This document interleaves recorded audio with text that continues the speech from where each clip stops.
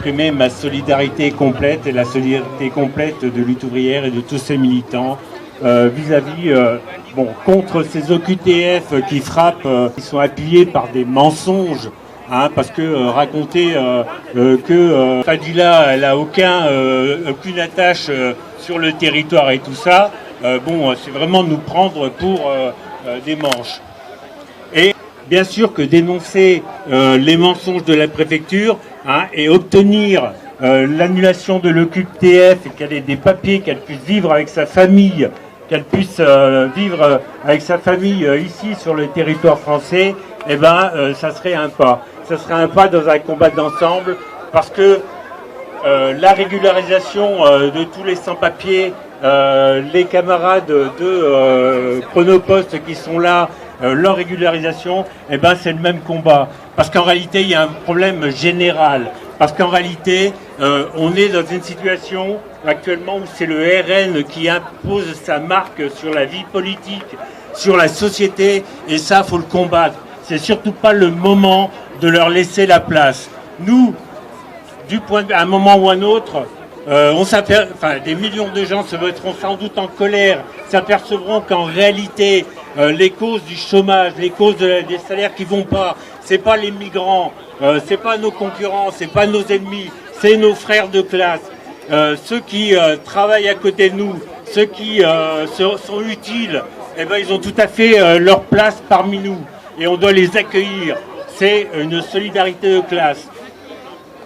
Et je tiens à souligner la présence des copains de Chronopost, parce que, ça a été dit, mais la situation a été difficile. La préfecture, apparemment, elle met le paquet pour essayer de les tasser, de faire qu'ils lâchent l'affaire, qu'ils abandonnent.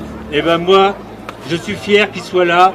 Je suis fier que dans ma classe sociale, des gens aient la ressource de combativité, détermination pour poursuivre le combat. Et je pense que la préfecture, si elle comptait en finir avec cette affaire, j'espère qu'elle en sera pour ses frais. C'est les copains de Chronopost qui vont décider, mais leur combat est juste.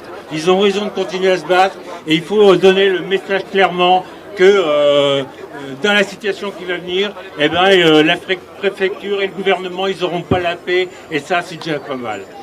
J'espère que ça va continuer. En tout cas, le combat pour nos valeurs, nous, la préférence nationale, c'est pas notre combat. Nous, c'est la préférence sociale. Les gens qui travaillent, les gens qui font tourner la société, les gens qui font tout fonctionner, c'est eux qui devraient avoir la place déterminante, pouvoir décider, pouvoir diriger. C'est ça mon point de vue. Et en fait, ce qui compte pour nous maintenant, faut défendre ce type d'idée, faut insister. Pour la liberté d'installation, pour la liberté de circulation de tout le monde, les frontières qui sont, les barbelés qui sont autour en train de mettre autour de l'Europe, c'est criminel comme politique. Ça se solde par des morts dans la Méditerranée, des gens qui traversent les montagnes à pied. Ça, c'est criminel. Et ces barbelés, c'est pas fait pour nous protéger, c'est pour nous mettre dans une prison. Parce qu'ils vont s'attaquer à nous, qu'on ait des papiers, qu'on n'ait pas de papiers, qu'on soit originaire des territoires en Europe et tout ça. C'est contre nous tous. Et là-dessus, il faut qu'on resserre les rangs, qu'on fasse bloc et qu'on fasse le front commun contre tout ce qui peut nous diviser. Et là, le premier refus de venir ici, de refuser cette division, c'est déjà un premier pas et j'en suis extrêmement content et extrêmement fier.